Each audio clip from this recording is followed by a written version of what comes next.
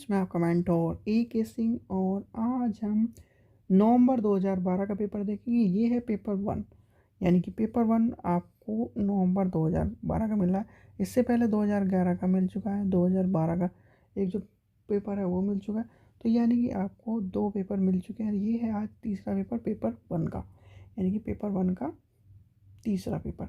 तो इसमें हम CDP का सेक्शन देखेंगे। तो चलिए CDP का सेक्शन देखेंगे, टाइम वेस्ट नहीं करता है। और आपको जो ये बुक है यानी कि ओल्ड पेपर की बुक कहाँ से मिलेगी, लिंक डिस्क्रिप्शन में दिया गया है, वहाँ से आप ले सकते हैं।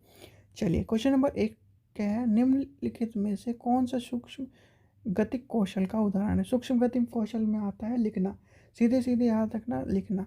भाषा के कौशल कौन से हैं, भाषा के कौशल आपसे पूछे हैं मैंने कई बार कि भाषा के कौशल कौन से हैं।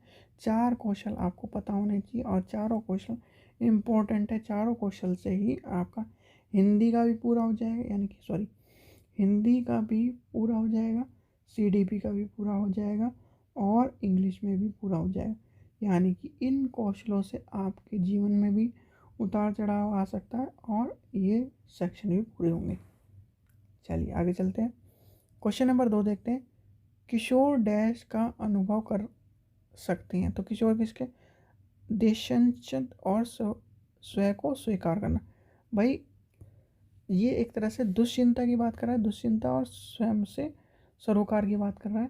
यानी कि आपको जब इस तरह की बात आए जीवन में, अगर आपको उनके उतार चढ़ाव या फिर किस चीज़ का अनुभव करते हैं, वो दुश्चिंता स्वयं से सरोकार की भावना का बात करते हैं। क्वेश्चन नंबर 3 देखते हैं। शारीरिक रूप से अक्षम बच्चे को सामान्य डैश होता है। तो क्या है, डिस या डिसियाफिया, यानी कि ऑप्शन नंबर क्या हो जाएगा, 3। चलिए क्वेश्चन नंबर 4 देखते हैं। आंशिक पुनर्बलन। आंशिक पुनर्बलन आपको पता ही है कि थोड़े टाइम के लिए होता है, यानी कि इसका सतत पुनर्बलन की अपेक्षा अधिक प्रभावी होता है। आंशिक पुनर्बलन, जो आंशिक रूप से पुनर्बलन दिया जाता है, यानी कि रीइंफोर्समेंट। क्वेश्चन नंबर 5 देखते हैं। प्रतिभाशाली विद्यार्थी क्या कह रहा है, अपने निर्णय को में आत्मनिर्भरता होती है, यानी कि उसके जो निर्णय होते हैं उसमें आत्मनिर्भरता होती है। चलिए क्वेश्चन नंबर 6 देखते हैं। वाइगोत्स्की के सिद्धांत पर, यानी कि वाइगोत्स्की का सिद्धांत क्या कहता है, निरर्थार्थ की बात कर रहा है, तो वो सहयोगात्मक समस्या समाधान की बात करता है, यानी कि ऑप्शन नंबर 3। देखिए वाइगोत्स्की हो गया, प्याजे हो गया, कोलर हो गया, इनका आपको पता होना चाहिए। और यहाँ पे आपसे पूछे जाएंगे सिद्धांत, और वो भी क्वेश्चन के रूप में।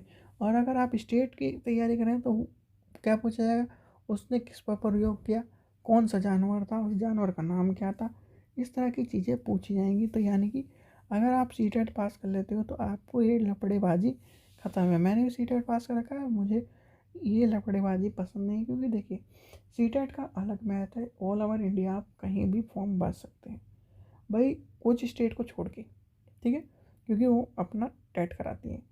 पर अगर आपको अच्छा जीवन चाहिए, यानी कि KV में, NVS में, DSSS में जाना चाहते हो, तो क्या चाहिए, CTET। चलिए क्वेश्चन नंबर 7 देखते हैं। चिंतन के चिंतन की सूची प्रक्रिया सिद्धांत में निम्न में कौन सा चरण, अब ये चरण दिए गए हैं, प्रतिक्रिया, क्रियान्वय, प्रतिक्रिया चयन, पूर्व परिक्रमण, श्रेणी। तो ये है 4 चरण, और 4 चरण में आपको पता ही इसका क्या होगा, ऑप्शन नंबर 4 है।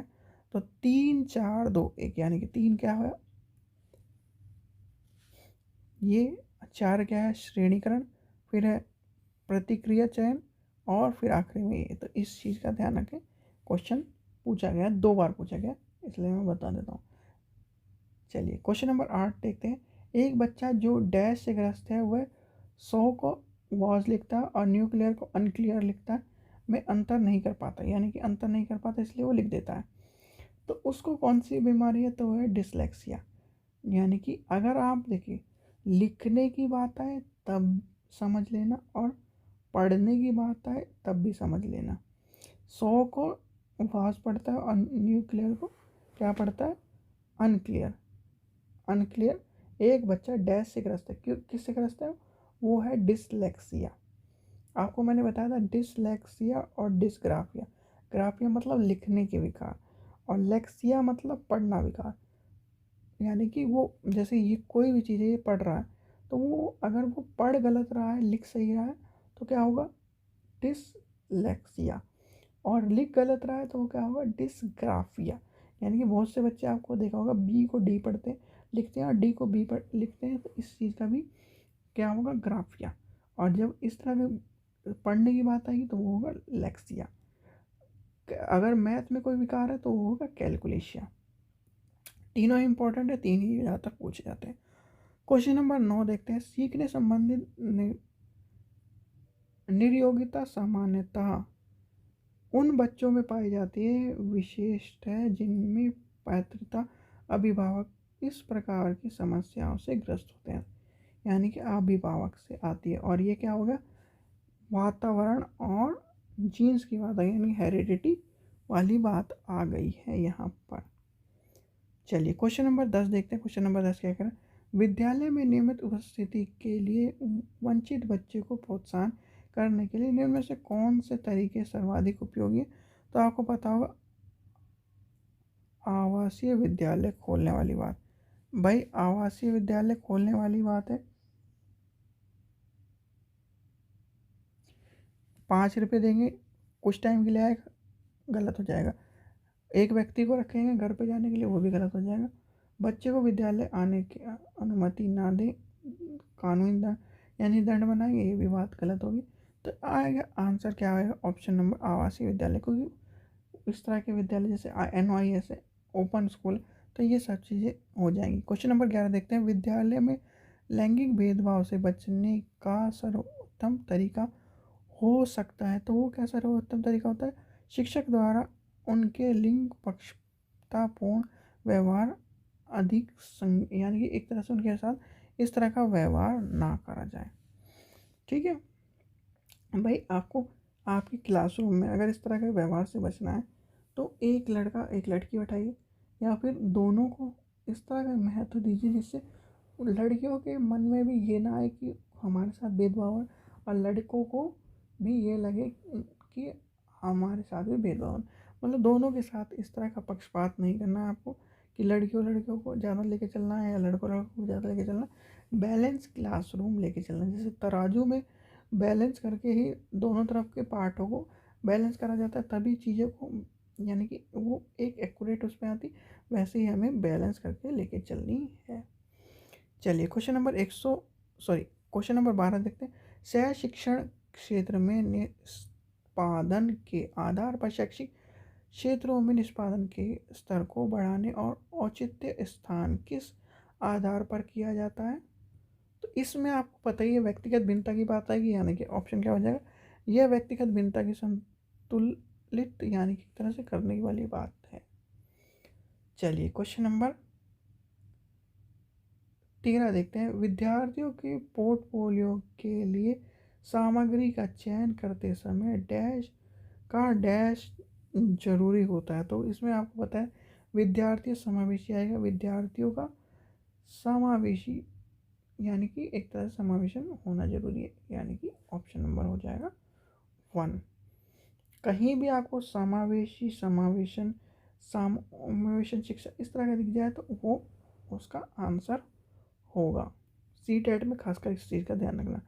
क्वेश्चन नंबर 14 देखते हैं। वह शिक्षार्थी जो वृद्धि ज्ञान के शैक्षणिक दक्षता के हार्दिक इच्छा प्रदर्शित करते हैं, उनके पास क्या होने? निष्पादन उपागम अभिव्यास, यानी कि ऑप्शन नंबर 4 हो जाएगा इसका आंसर।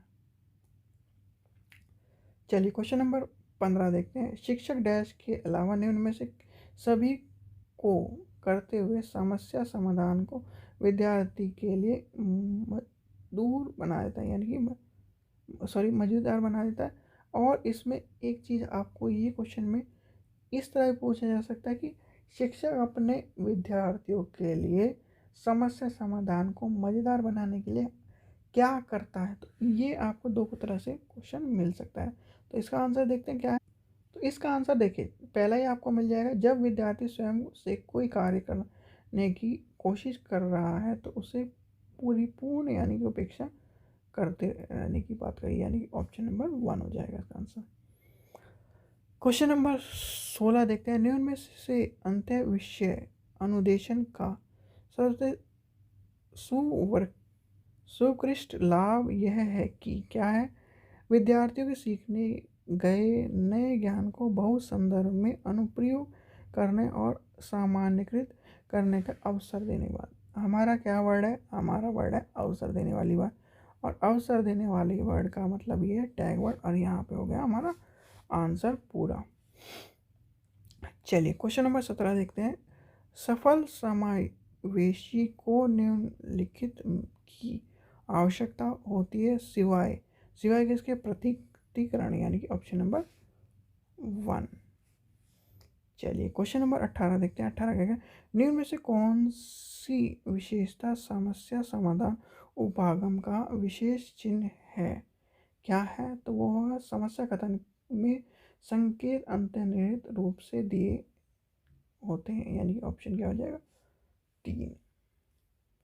क्वेश्चन नंबर 19 देखते हैं, नर्सरी कक्षा से शुरुआत करने के लिए कौन सी विषय वस्तु सबसे अच्छी होती है? मेरा परिवार। सीधी सीधी बात है, कहीं भी आप जाएं, अगर आपको ये लिखा मिल जाए मेरा परिवार, तो उस पे आंख बंद कर कर निशान लगा देना, क्योंकि परिवार से ही व्यक्ति का शुरू होता है, व्यक्ति परिवार से ही सब कुछ आगे बढ़ता है। चलिए क्वेश्चन नंबर 20 देखते हैं। 20 क्या कह रहा है, प्राथमिक कक्षा में सकारात्मक वातावरण यानी कि बनाने के लिए एक शिक्षक को क्या चाहिए? तो वह विभेद नहीं करना चाहिए, प्रत्येक बच्चों के सामान्य लक्ष्य सुनिश्चित करने वाली बात करती है, यानी कि ऑप्शन नंबर 4 हो जाएगा। ठीक है बच्चों, और एक मैं आपको ये चीज़ बता रहा था कि आपको जो क्या है, प्राइमरी लेवल के और सेकेंडरी लेवल के और नोट्स कहाँ से लेना है, तो नोट्स आपको डिस्क्रिप्शन में मिल जाएगा। जैसे ही आप उस लिंक पर क्लिक करेंगे, तो जैसे ही आप लिंक पर क्लिक करेंगे तो आप हो जाएंगे हमारी साइट वाले पेज पर। देखिए इस वाले लिंक, देखिए इस वाले पेज पे पहुंच जाएंगे, तो यहाँ पर आपको देखिए सारी चीज़ें आपको ईवीएस के नोट्स मिल रहे हैं, ईवीएस के नोट्स भी मिल रहे हैं, और बस 118 रुपये में, 118 में कक्षा 3, कक्षा 4, कक्षा 5 के और पेडागोजी के ईवीएस के सारे नोट्स मिले। और आपके ज़िंदगी भर जब तक आपकी ईमेल आईडी है तब तक ही आपके पास रहेंगी। ये नहीं कि आपके सीटेट का पेपर हुआ और हम ले लेंगे, आपका पैसा आपके नोट्स। ठीक है, ऐसे से एसएसटी और आपके आ रहे पेपर 1 के नोट्स, यानी कि पेपर 1 के यहाँ से आपको बाय पर क्लिक करना है, और बाय करते ही आप पहुँच जाएंगे पेज गेटवे पे। और यानी ऐसे ही पेपर 2 की, यानी कि इस पर ये गेटवे पेज है, और यहाँ पर आपको क्या करना है, यहाँ पर आपको ईमेल आईडी और फ़ोन नंबर डालकर पेमेंट जैसे ही करोगे, आपके पास ईमेल आईडी पे नोट्स पहुँच जाएंगे। ये देखिए पेपर 2 के हैं, और ऐसे ही पेपर 1 के आपको पेमेंट करनी है। सबकी पेमेंट एक ही जैसे होती है, 118 रुपये में। आज के टाइम पर कुछ नहीं मिलता है। नोट्स अगर आप लेने जाओ, इससे महंगी तो आज के टाइम पे किताबें मिल जाती है, यानी किताब बोला, नोटबुक मिल जाती है। नोटबुक भी महंगी आती है अगर अच्छी नोटबुक लें तो। ठीक है बच्चों, चलिए हम अपनी तैयारी पे चलते हैं वापस। देखिए क्वेश्चन नंबर 21 देख रहे थे, बच्चों के द्वारा की जाने वाली त्रुटियों के संबंध में निम्न कौन सा कथन सकते हैं? भाई बच्चों की त्रुटि है, आपको क्वेश्चन 100% मिलेगा। भाई बच्चों की त्रुटि होती है उनको सीखने के लिए। यदि एक शिक्षक कक्ष में सभी बच्चों की त्रुटि को सुधारने योग्य नहीं है, तो यह संकेत करता है कि शिक्षा यानी असफल है, व्यवस्था असफल है। बिल्कुल असफल है, क्योंकि त्रुटि का मतलब ही होता है सीखना। आपने गाड़ी चलाना सीखा, या बाइक चलाना सीखा, मोटरसाइकिल चलाना सीखा, साइकिल चलाना सीखा, तो पहले आप गिरे होंगे, आपने पैडल सही तरह नहीं पकड़ा होगा, हैंडल सही तरह नहीं पकड़ा होगा। ये सब चीज़ें होती हैं, तब आप सीखते हैं। त्रुटि से ही संसार में कोई भी आदमी अगर उसने त्रुटि नहीं करी तो वो सीखा नहीं है। कोई ये कहे कि मैंने त्रुटि नहीं करी या कुछ नहीं करा, तो वो आविष्कार नहीं। आविष्कार का मतलब ही यही है, आपने त्रुटि से ही आप आविष्कार के ज्ञाता बने। चलिए आगे चलते हैं, क्वेश्चन नंबर 22 देखते हैं। देखिए इतने बड़े बड़े क्वेश्चनों से बच्चे परेशान हो जाते हैं, इसलिए कहते हैं सीटेट हार्ड है, सीटेट हार्ड।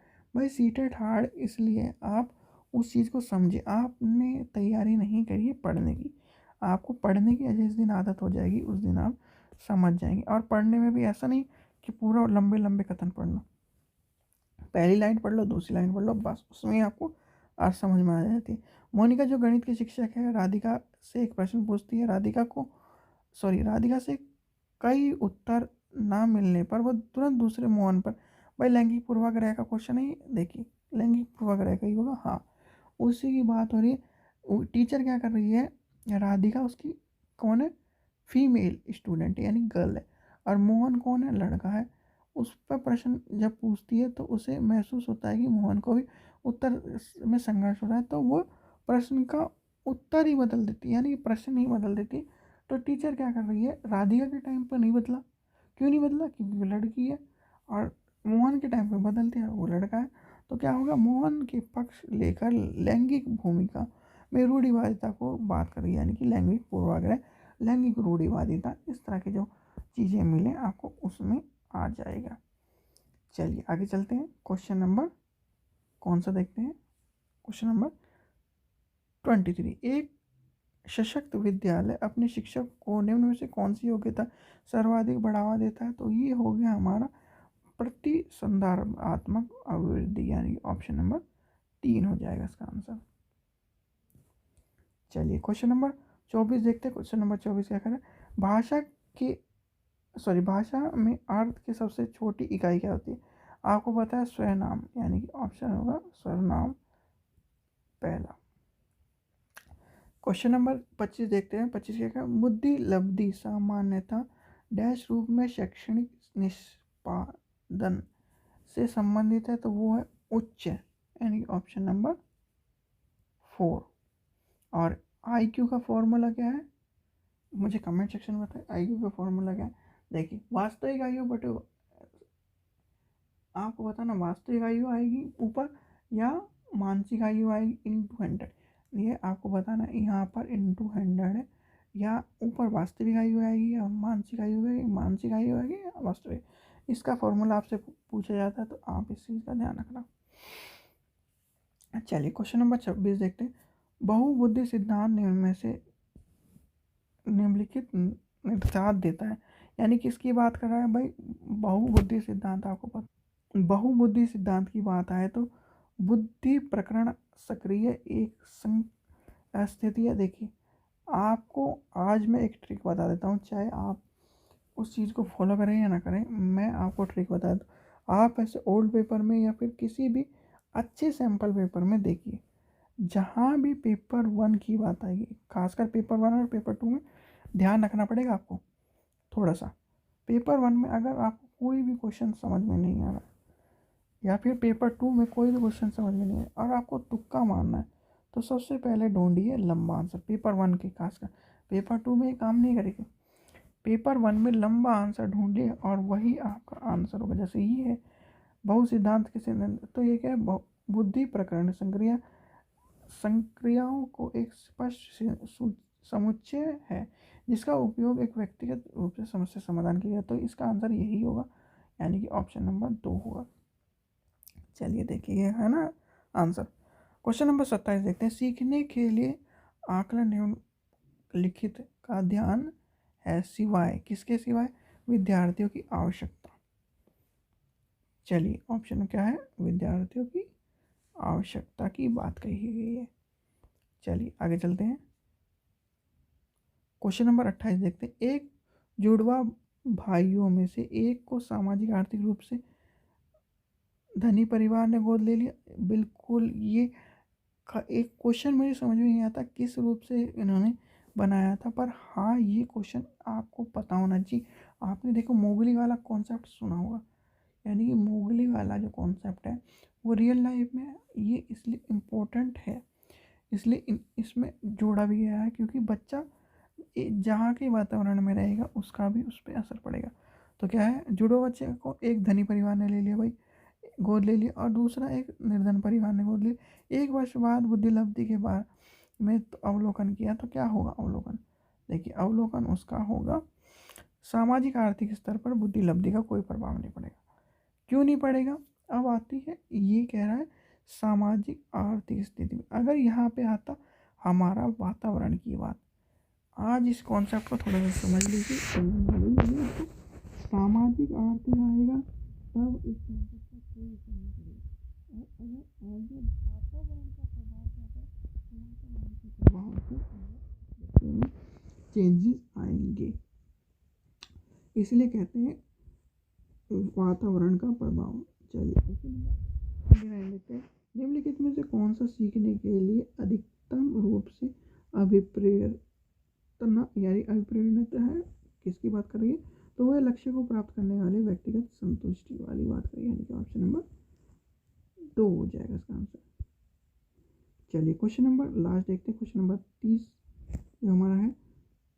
अभी देखिए, अभी मैं ऊपर बिल्कुल अभी ऊपर IQ का पूछ के आया आपसे, और अभी वो क्वेश्चन आ गया। इसलिए आपके मैं तो वैसी टाइप में आपसे फॉर्मूला नहीं पूछा जाएगा, आपको सवाल दिया जाएगा। 16 वर्ष की बच्चे की बुद्धि लब्धि इतनी है, कितनी, 75 अंक प्राप्त करता है, तो उसका मानसिक आयु क्या होगा। तो क्या है फॉर्मूला, आपको पता ही है। इसका फॉर्मूला अभी आपको बताना पड़ेगा, देखिए वही चांस नहीं नहीं तो डिस्क्रिप्शन में लेता।